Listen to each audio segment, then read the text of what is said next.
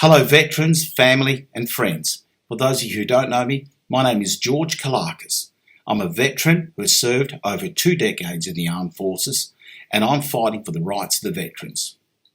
2 days ago, on the 3rd of July, this image and a post got put up on the internet. This man here copped the belting of his life. 4 to 5 security members belted him up. And it's graphic. It's a horrible thing to see. And who is he? His name is Lenny Maggs, a Navy veteran. He's aged 56 years old. This is a man who's been given a number of commendations from his commanding officers during his time in the Australian Navy. He served in 2 theatres of war. This isn't just anybody. This is a man who has 3 generations of the armed forces in his family bloodline. A true veteran. Where did he get these floggings? It happened at Monash Health Dandenong. Now, if you read his posts and believe his version of the events, he didn't put up any resistance. He did nothing wrong. He was grabbed, thrown to the ground while they were trying to administer a medication to him to calm him down, known as Depo. I didn't want to believe any of the story was true, and if it was, there certainly had to be 2 sides to it. So what I did in the last 2 days was frantically try and reach out to Lenny to try and make that contact with him to get the true and full version of what had happened. 2 days I tried to contact him. Today, he rang me. And I've got a copy of that phone call which he's asked me to share with everybody.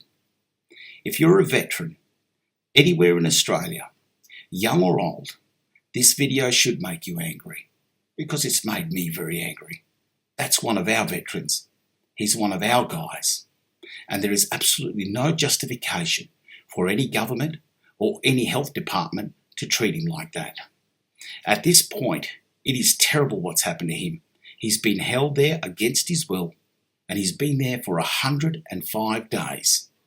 Have a listen to this phone call. The phone call took an hour to conduct. I'm going to chop it up so you guys get the best parts of it, but I'm happy to release the entire interview. Have a listen to Lenny's story.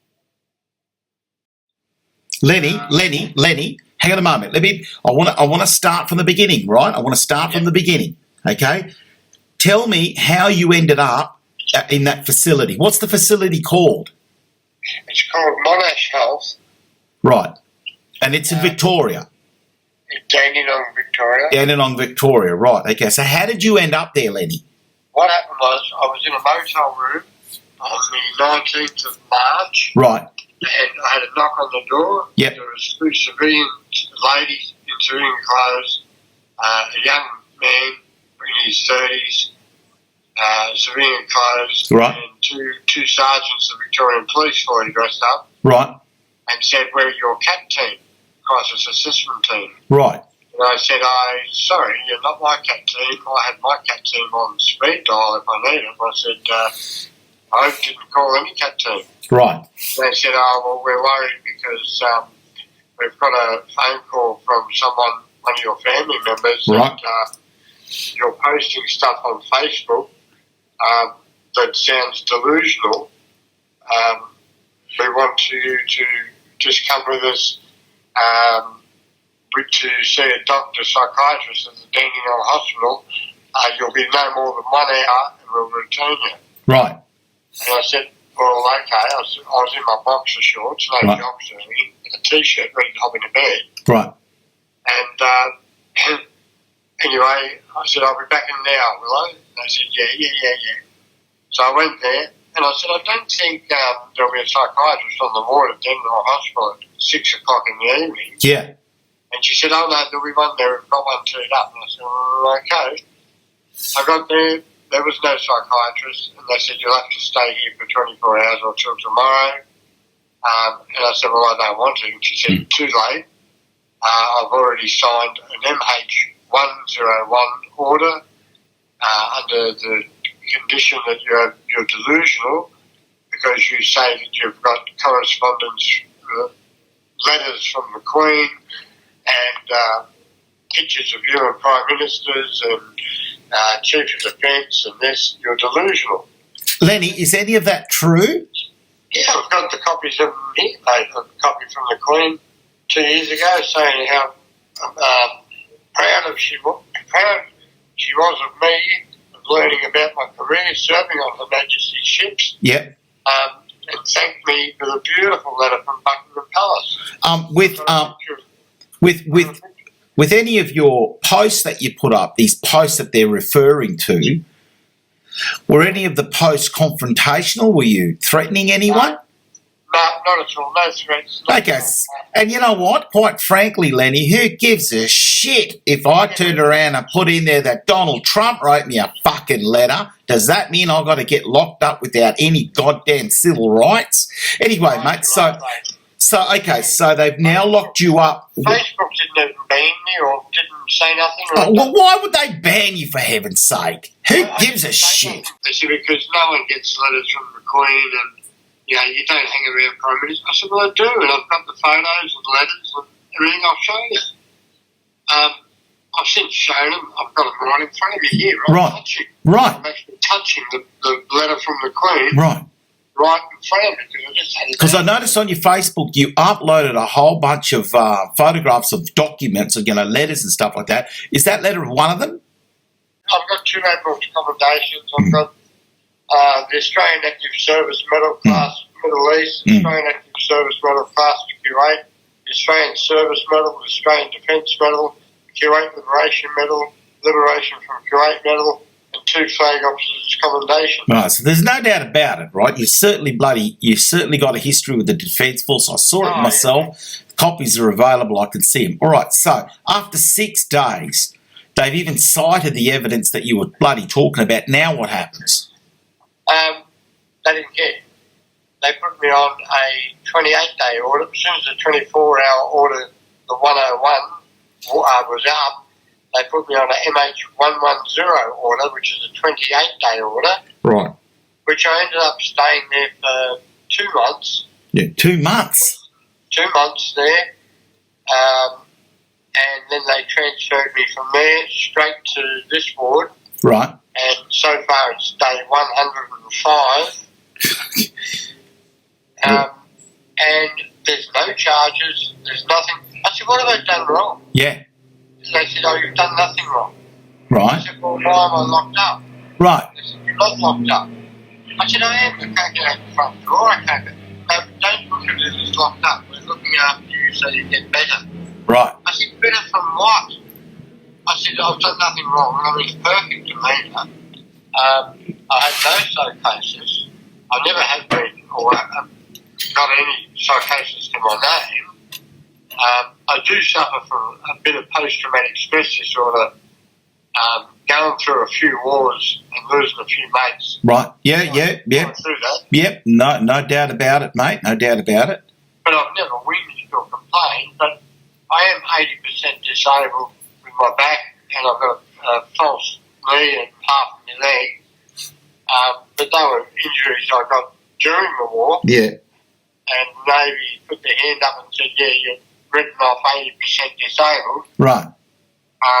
But nothing to do with my head, mentally. Yeah. There's no thing there. Right. Okay, so I've been in here for so long, and now they're putting me on an expedited discharge plan.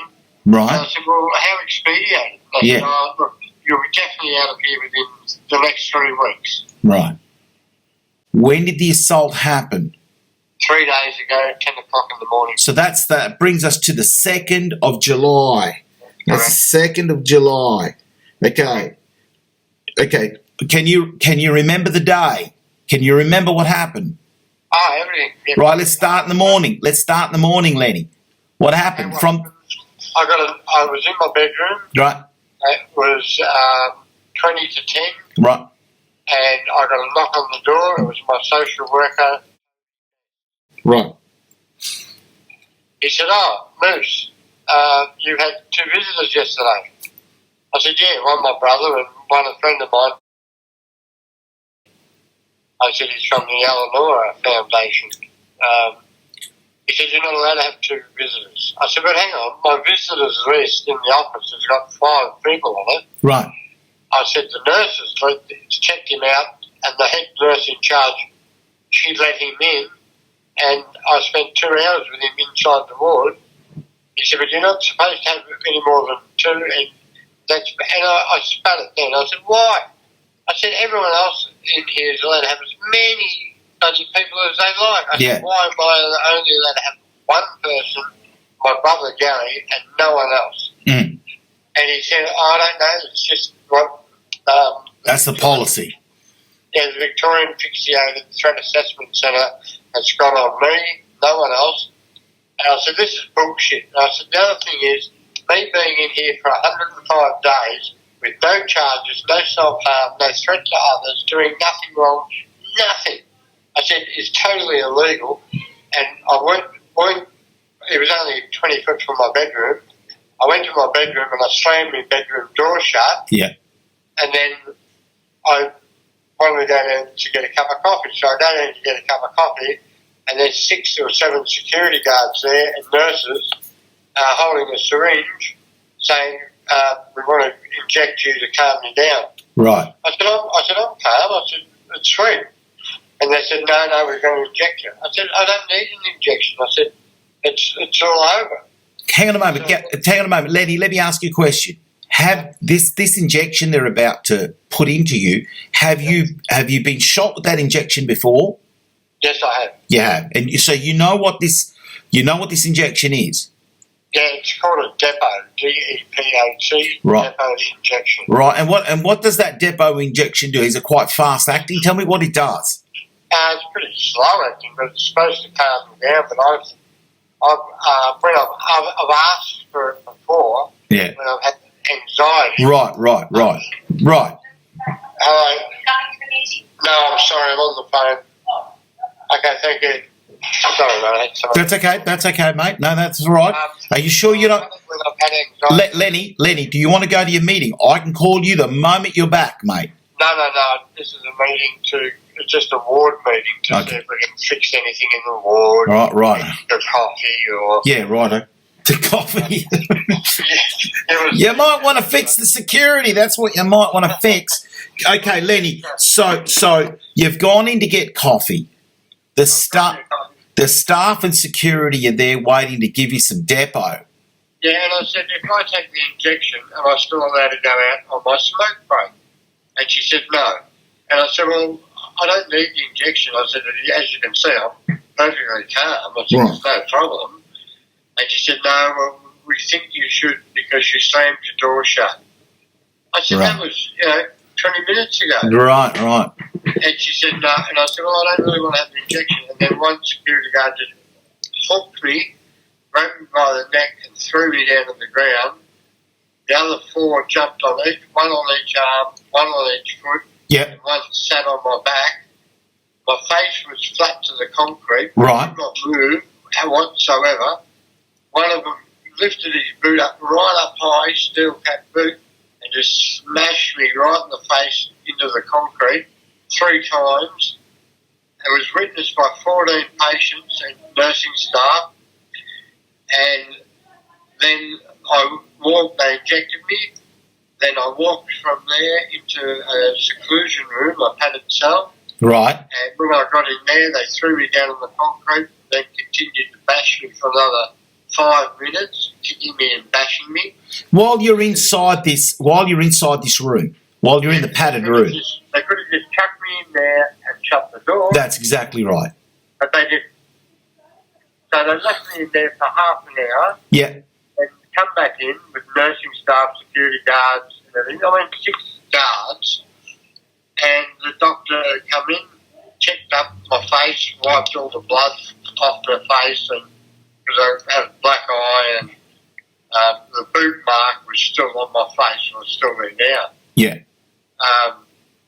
And he checked it out. He said anything broken. I said no. I said my back. I was in a lot of pain. My back was fucking hurt. My back. I've got osteoporosis. Yeah. How old are you, Lenny? 57. 57 years old. Lenny. I'm only 72 kilos. I'm only skinny little You're 72 kilos, right. Lenny, I have to ask you a few questions now. When this assault was bloody happening by the guerrillas, what did the nursing staff do? Did they appear to be concerned? I mean, were they more intimidated by the security and didn't get involved? Or No, they didn't get involved. They just stood right back until they got a clear shot for an injection in my ass. But I couldn't see because I had my face to the ground. Yeah. But apparently, all the staff that had seen it have been crying. They've all been coming up to me, crying their eyes out. They've all now have been cancelled by psychiatrists because of it. It's affected the whole ward. Yeah, of course it would. Disgusted. Oh, of course it would. Lenny, after the assault and you got put in the padded cells, how soon after that until you were allowed to be released? 30 minutes. 30 minutes. And then you were, and then what happened, mate? They let me go back to my bedroom. Right. So you've gone back to your room. Have you at any point asked to speak to staff management, someone in charge there, where this report can be, where this situation can be reported? Yeah, I put in a Monash Health consumer feedback form. Right. I just outlined the whole picture and circumstances, and I said I want this fact stuff, a copy put on my file, and I'd like a photocopy back for me, please, if I could. Right. And that's it. Yeah, that's it. So has anyone from Monash Health come and spoken to you to get a witness statement? No, not at all. So the security guards come out yesterday. Yeah. And 8 of them. Right. The one that's fully tattooed all up his neck, his arms, his hands, his fingers. The one that stomped on my face. Yeah. Looked at me, put his middle finger up to me, and started laughing his head off at me. And they all had a big joke.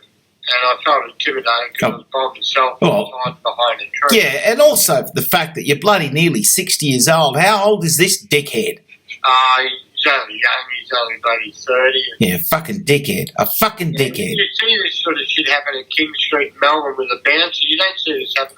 This is supposed to be a fucking care unit, mate. Exactly right, mate. Exactly right. Exactly right. All right. Where? Fuck back. I've got one leg. My hearing's gone. My eyesight's gone. Psychiatrist in Victoria just rang me up and said she's had an emergency meeting with the chief psychiatrist, and she said she is not happy. They've just found out exactly what went down, that I did not strike out at anyone, and my behaviour was exemplary, and heads are going to roll. Look, Lenny, my opinion is this. Even if in a mental health facility, even if you did lose the plot, and it's understandable, a lot of people with mental health issues do, right? We're talking about people that could be on ice, for crying out loud. We get that. Some of them are going to be violent. And by all means, all necessary force to restrain them is understandable. But when you're stomping on people, when you're intimidating them and giving them the finger, when you stopped on me, I was held down. My face and everything was on the ground. I was in absolutely zero motion, head down, and I saw him lift his head up, 10 foot up, and his knees so high, and all I could see is this big black steel cap boot smashed down on my head so fucking hard, mate, you wouldn't believe. And I couldn't move or get away from it, and then he did it again, and then he did it again, 3 times. And then when he got me in seclusion, he just kicked the shit out of me and punched the shit out of me while I was on the ground, while the other ones held me. Listen, mate, I'm shocked. I have seen your photos that you posted being reposted thousands of times all over Facebook. So if I was the authorities, I'd be very, very seriously thinking about sorting this out within minutes, not fucking 72 hours later. You get a phone call from some independent psychology department. 72 hours is unacceptable. I mean, at this point, you still can't leave. Is that right? Yeah, you're spot on. And I was supposed to have a meeting on scheduled Thursday ready with the psychiatrist yesterday, But I got a message back saying, "Oh, sorry, Bruce. He's a bit busy today. He'll catch up with you in the next few days." And I said, "I'm sorry, but after what just happened, I think I should take precedence." Yeah, I would imagine. Prioritise things. I would imagine you should. One of the nurses just come up to me about an hour ago and said, he's the head nurse in charge, and he's the head nurse in charge of the whole administration here. He said, "Listen, don't say this to anyone." He said, "But they are in fucking full damage control." Of course they would be. They are shitting themselves. Of course they would be. Of course they would be. For heaven's sake, man. Of course they would be. They said, for one, you shouldn't be here 105 days. They legally have no legal grounds to hold you, and they have. Now you've been brutally assaulted. You didn't hit out at anyone. There's witnesses to say that you were compliant in any way, and now all the inpatients, everyone is being cancelled because they're all coming up crying to me, mate. When I first got here, the social worker sat on my bed. She said, "Right, have you got money on you?" I said, "Yeah." She said, and I thought she wanted me to look after it. She said, "How much you got?" And I said, "Actually, I've got $1,200 on me." Right. She said, "Well, give me $710 now." I said, "Oh, what for?" "I to look after it." She said, "No, it's $710 here to stay a fortnight." A fortnight? What? She said, "Yes, 70%. I said, "What, of my disabled war service pension? Yeah. You're going to charge me 70% to stay incarcerated?" I said, "Even in bloody jail you get paid." And she said, "Sorry, you got no say in it. I'm taking $710, hand it over now." And I said, "No, I'm not." She said, "You've got to hand it over." I said, "What? I won't be able to stay here." She said, "No, you'll be staying here, but you'll be paying." If you didn't have post-traumatic stress disorder, you'd have it now. You wouldn't be able to sleep now because all you can see is that fucking boot stomping on you. You know? No, that's all I see. That's all I see in my head is the boot coming down on my head. And when it hit me the first time and it just smashed me up against the concrete floor, I thought, fuck, that hurt, but it didn't hurt. I thought, that's over. And then he just did it again and again. And I think because I was in so much shock, it didn't really hurt that much at the time. But the next day it hurt. The next day it fucking really hurt. Today I'm in so much fucking pain. My back is fucked. My knee is swollen up 4 times the size. And now I'm hurt because now my leave's been stopped because the nurses let someone else in to visit me. Now I get punished. And you know, when I look back now, I look myself in the mirror.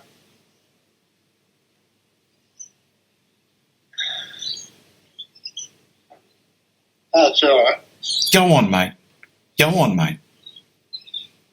Yeah, I'm not young. Yeah, I'm pretty old now. Yeah, I'm not that strong. It's just fucking, I don't really care about me. I don't want this to happen to any other fucking man. You know, just the ripple effect, what I did to all the people that witnessed it in here, all of them come up and hug me and they're crying their eyes out, just saying what they did was just fucking animalistic. They just can't believe what happened. Now, the fucking trauma team has been going around counselling everyone because of what they saw. I didn't swing a punch. I didn't even fucking do nothing. I just was doing. I didn't do nothing. I just copped it. Lenny, let me ask you a couple of questions. I'm sorry. That's all right. No, that's okay, mate. That's okay, Lenny. It's all right to cry, mate. It's all right, mate. It's all right. You've been through something fucking very, very traumatic. It's okay, mate. It's all right to cry. I've been fucking shaking and shaking, and I don't know why. I'm just looking cold, but I just don't know. And now I'm fucking, like, the security guards are just greasing me up every time they look at me. They just fucking look at me and fucking, and got dirty looks on their face, and I just walk the other way and try and hide from them and shit. I don't feel safe in here anymore. It's supposed to be a fucking care unit. I shouldn't be in here in the first place. I didn't do anything wrong. I did nothing. They self-harm, harmed others. My Facebook posts weren't even vindictive. They weren't picking anyone out. I wasn't picking on anyone that do anything. Facebook didn't ban me or warn me or anything. It was nothing. Yeah. I'm just feeling sad and really upset about, one, my safety in here, right? But mainly for all the other patients, they're fucking scared shitless here. They don't want to go anywhere. They don't want to go near the security stuff. They don't want to go outside anymore. Well, it's the ultimate form of control. They've got you guys intimidated. Yeah. I mean, it's a place of healing, for crying out loud. It's not supposed to be a place where we employ bullies and thugs. Jesus, mate, this isn't one flew over the cuckoo's nest, man. You know, these security guards are making Nurse Ratchet look like a fucking Sunday walk in the park. Yeah. Listen, Lenny, how long did you serve in the military?